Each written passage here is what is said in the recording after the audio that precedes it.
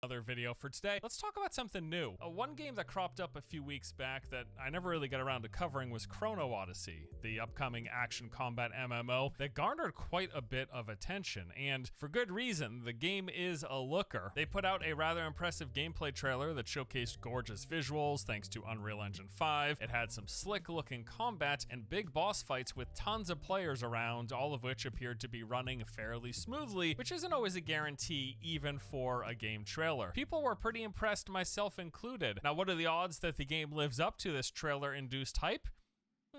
Let's find out. Now, Chrono Odyssey actually was originally announced back in 2020, first under the code name Project S, before revealing the official name later in the year, during which they also provided some basic details, saying that this would be an epic fantasy MMORPG about time and space, where players can experience a vast world with immersive stories and realistic graphics. Some notable features were to include time and space, time travel. Sounds familiar. What they were saying was 18 different jobs to choose from, these random procedurally generated dungeons, large-scale realm versus realm battles, and real-time action combat. They also mentioned I'm not gonna lie. signed.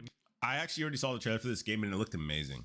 It really did. It looked amazing. But like, so did Throne and Liberty. Although I will say that this definitely looks better than Throne and Liberty in my opinion.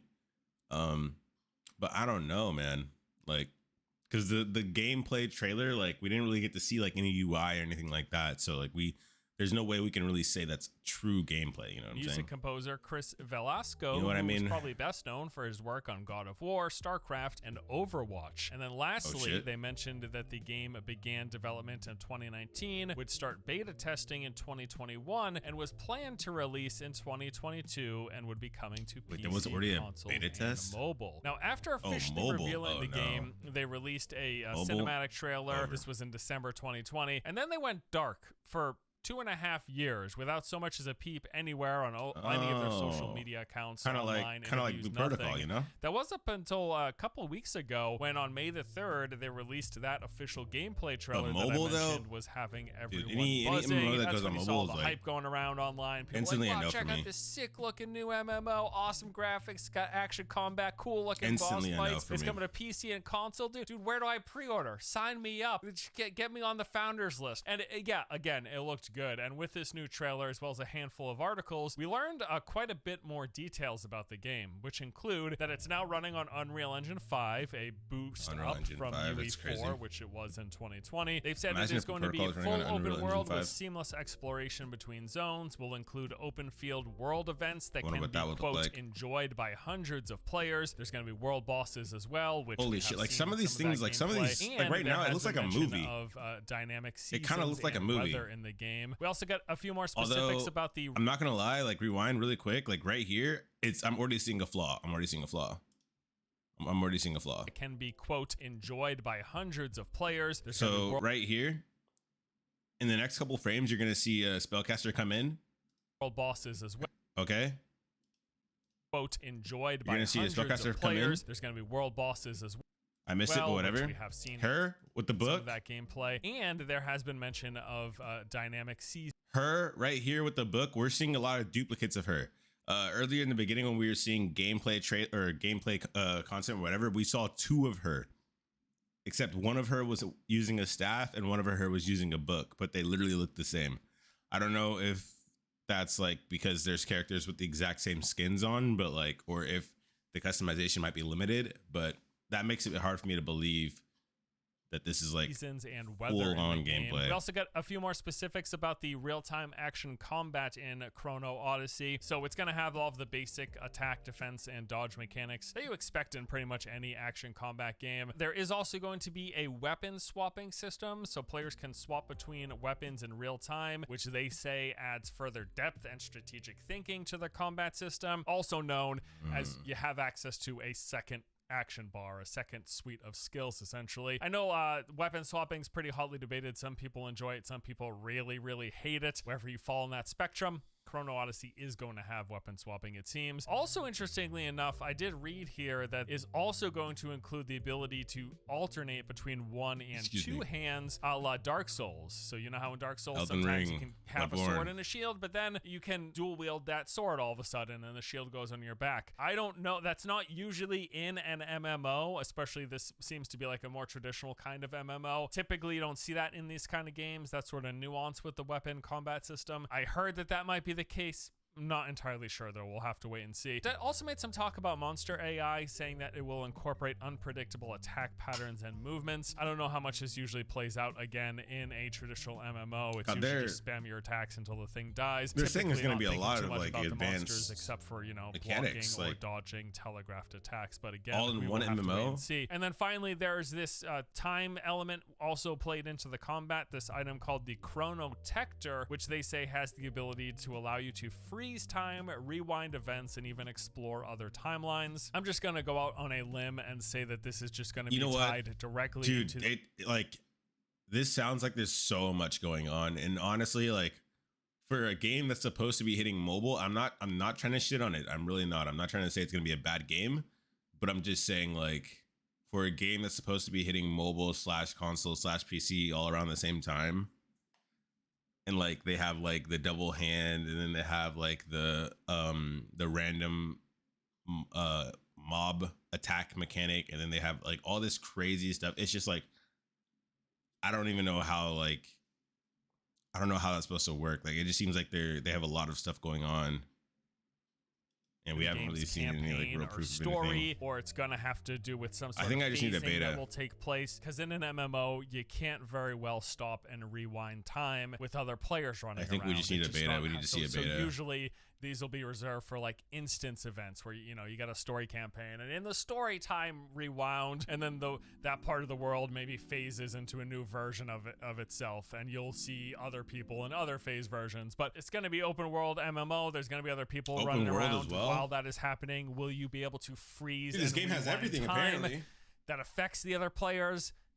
This game has literally everything, right? apparently. I would be interested to see. It would probably suck, right? Imagine if you're the other players and people are freezing time, and you know how annoying CC is in these games. I probably won't be playing this game just because like Blue Protocol.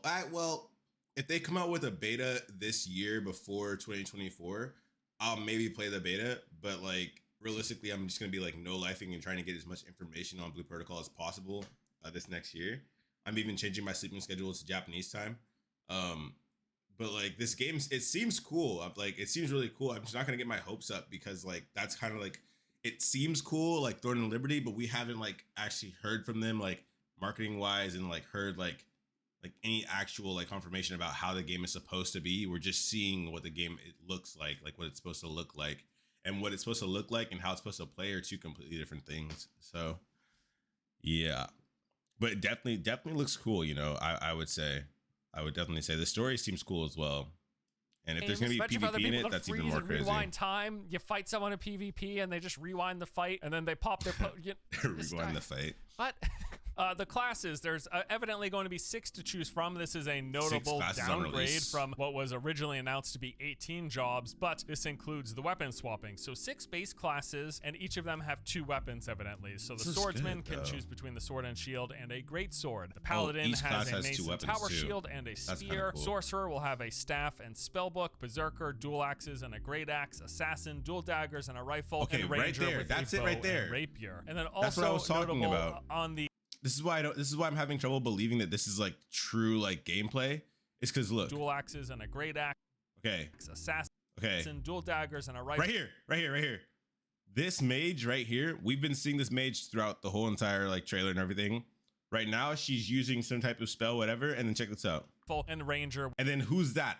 A literal clone of the mage. And then over here on the other side, another one. There's like 3 of the same character here. I don't know why, but I'm finding it makes me reluctant to believe that this is like actual gameplay. And rapier. And then also because like they're just teleporting on the in. Class side of things is that there looks to be no gender locking. I know that's also one of those things that people really dislike. I don't know. When it happens. I personally don't particularly care if you. And like for me, the one thing that there's 2 things this could mean.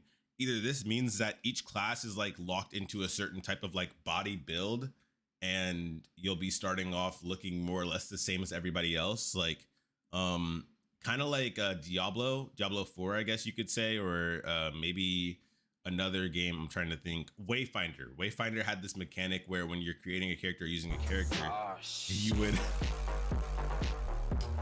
Witless. Witless. Yeah, we're recording a video. You would have these preset character builds, like body wise, for the class, your respective class. So that could be the case, or it just could be that they're using these type of clones and something like that, and that could also be the case. I don't know for sure, but it's a bit concerning because, like, when it comes to MMOs, for me, I don't want to pick a character and then walk around or be fighting or just exploring, and then I see an exact mirror image of myself physically. That is probably the one thing I never want to see in an MMO, and it's just a complete turn off. But honestly, that's one of my biggest problems with Wayfinder is, like, I don't want that at all. Because at the end of the day, if you want to have a different aesthetic or look different from somebody else, you have to grind so hard just to get a helmet to cover up your face. Because if not, you're gonna have the exact same face as somebody else, and it's just like that's horribly lame. But anyways, back to the video. Sorceress is only a lady. You know what? But people do care, and it does appear like there's no gender walking here. Beyond that, gameplay trailer, so much for which the follow or subscription. Thanks so much for the also some prime. extra stuff posted on Twitter. Some of this is just extended footage or other scenes within parts that they showed in the gameplay trailer, but just some information that we got from this. So we saw a 5-man group fight versus what clearly is a boss to see what looks to be a holy trinity actually taking place in the game with damage dealers, there's a back row, healers, which is pretty cool. They showcased the weapon swapping in one clip with a character swapping between sword and shield and a spear. There was also a clip showing what looks to be an open field boss battle. Like, this raid is called it how many people are in this raid? I don't know, somewhere around 20 people on screen in this clip. Quite a lot. That's more than 20 people. We saw this one clip with a mage doing all sorts of different things, dodging and teleporting around, casting fire and freeze spells, and then the most recent she's not clip really was moving of when the she's assassin. attacking. This That's one scary. was pulled and extended upon from that What about her? Is she gonna trailer. move? Just some good looking action. I mean, all of the action combat in this game, just kinda visually, moves. the presentation, it all looks great. Oh my God. The effects, the animations. This is what I'm scared of right now, is the fact that I just watched the combat for a second, like really looked at it, and they were not moving. And that is one of the main problems with Throne and Liberty. That's why that game is completely dead now, is because the characters can't move when they fight. And there's like the only way to move while you're attacking is to use a certain skill that allows you to move a little bit to the left, right, back, forward.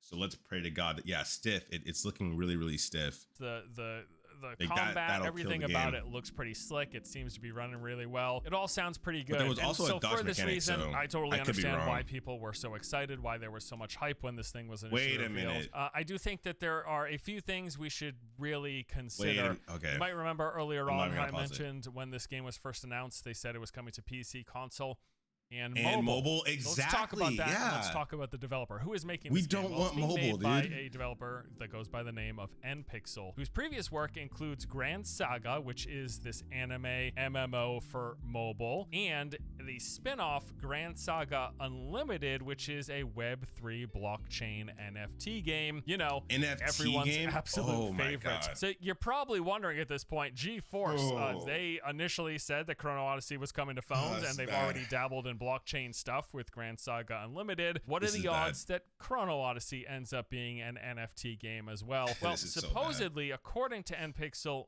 no, Chrono Odyssey will not have any NFT or Web3 tie-ins, although in confirming this, which came via a Twitter thread, they couldn't help themselves but give a shout out to their NFT project, while at the same time also tagging their Web3 gaming subsidiary, Metapixel. So that is basically a sign of where their head's at and what their focus is on. Even when they're saying, no guys, don't worry, Chrono Odyssey isn't going to have Web3 or NFTs. But yeah, check out our Web3 and NFTs. They're like, but if you want NFTs, check out this game. And also, here is our gaming. Here is our Web3 subsidiary. I mean, you gotta Metapixel. promote.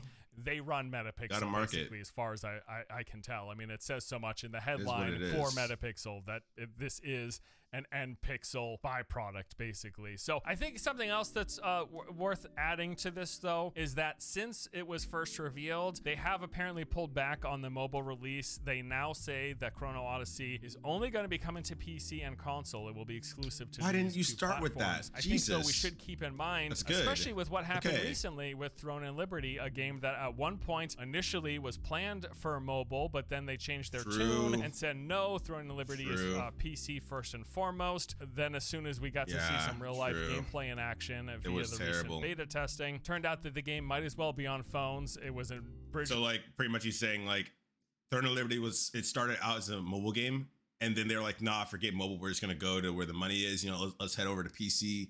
And then it was just terrible. No one wants to play a game that was meant to be a mobile game.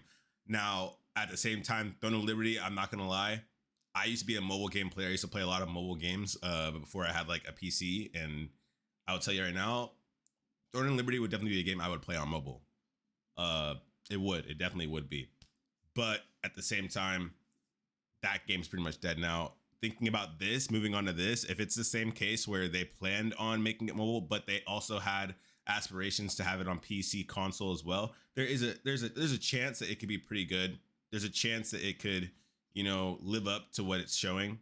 But at the same time, there's a chance that there could be certain aspects about the game that people who actually don't play mobile games and are always playing on PC or console are going to be like, what is this? Like, what, you know? But from what I've seen, there's a couple things, like the combat looks good, but it looks stiff.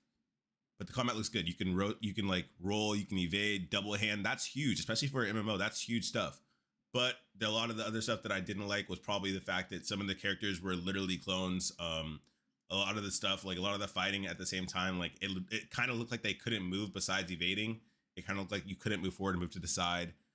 And I don't know. And also the time watch thing that allows you to freeze time. I don't know how, like that's gonna either have to be some type of like story only thing, or maybe like it's your ultimate move or something, because if they're incorporating PvP into this, it's just gonna shut down PvP, because it's gonna be like, oh yeah, we're fighting, and then all of a sudden I freeze time, I hit you a bunch, and then wait a minute, you freeze time while I froze time, so now you're hitting me, and then it's like how is that even gonna work? But those are just my concerns. I feel like the game could probably be good, I would say. Like, it doesn't look bad. It does not look bad. I will say that right now. It looks really, really good. But so did Throne and Liberty. So, like, I'm not going to get my hopes up. Plus, the protocol's coming out, so I really don't care. But at the same time, looks good. Looks good. Really planned for it, and it looks like it could be a phone game with how it's just really awful the combat was looking. Now, what does this mean for Chrono Odyssey? Well, nothing directly, of course, because it's a different game and made by a different company. But we do know that as of 3 years ago, or 2.5 years ago, NPixel was making Chrono Odyssey with the plan to launch it on phones. Things have changed in the time since, evidently, but how much of that core did they keep? How much of the planned to be released on phones game structure is still in this game? Only time will tell. We'll have to see whenever it comes out. And when is that going to be? Well, as of this moment, there is no release date. Looks like they might be targeting some testing later in this year with a potential release in 2024. I mean, they were planning to start beta testing back in 2021. As far as all the research I did, I saw not a peep anywhere about any beta testing taking place. Maybe that has a lot to do with the fact that they have changed things in development, that they're no longer planning to release on phones. I just think that as great as this looks, and I do want to be excited, and I am still interested, I will be following this project and seeing what comes of it. The fact that it's a company that has this Web3 gaming subsidiary with Metapixel, that they have an NFT blockchain game, that the game that they have that isn't NFT and blockchain, I was reading it's a gacha game. Odds are stacked against it that this developer is going to deliver something that doesn't even somewhat foray into those elements. And no, I'm not saying they're lying about the NFTs and Web3 implementation and that it's going to be in the game. I'm not assuming that, but I am assuming it'll probably have a really, really, really, really, really bad cash shop that's super pay to win. It is a South Korean MMO. It's a fair take. For the most part, those tend to have pay to win. Lots of pay to win in a lot of the game. I'll say this right now before the video ends. I feel like the only way, and I know, okay, this is very contradicting of my statements, but the hard pill to swallow, the hard truth is when it comes to publishing games with a kind of predatory cash shop or just, pay to win aspect,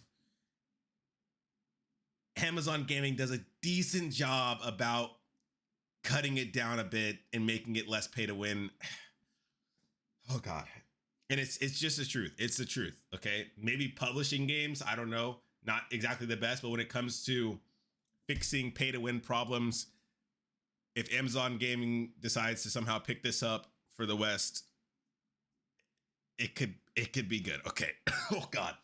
We'll see if this one happens to buck the trend. I'll be keeping an eye on it, and I will keep you up to date. The gameplay looked great. I was super excited. Yeah. Just the tiniest bit of cursory research kind of tempered that a bit. So yeah. Before we wrap up for today, though, I want to give another quick shout out and thank you to the sponsor, Ridge Wallet. As said earlier, they are currently holding one of the biggest sales of the year in celebration of Father's Day. From now until June 15th, you can save up to 40%. I actually want one of these. Ridge.com/force. I like Ridge wallets. I've had mine for a very long time now. As I've mentioned time and time again, they are nice, compact, yeah, I might get wallets. one, actually. As for the bullet points, well, Ridge wallets can expand to hold up to 12 cards, as well as having room for cash. They come in over 30 colors and styles. I only have three cards. Burnt titanium and forged ember. They're designed with RFID blocking materials to help protect you from digital pickpocketers. They've also got this optional AirTag attachment, so you never lose your wallet again. And biggest of all, they've got over 3 million customers and 50,000 5-star reviews, and come with a 99-day risk-free trial. So if you are in search of a new wallet for yourself or looking for a Father's Day gift, once more, use my link, ridge.com/force, between now and June 15th, and you can save up to 40% off any purchase. And with that, that's going to do it for today. Thank you as always for watching. Hope you enjoyed the vid. Thanks for the content, See you next man. time, guys. Take it easy. Peace. All right.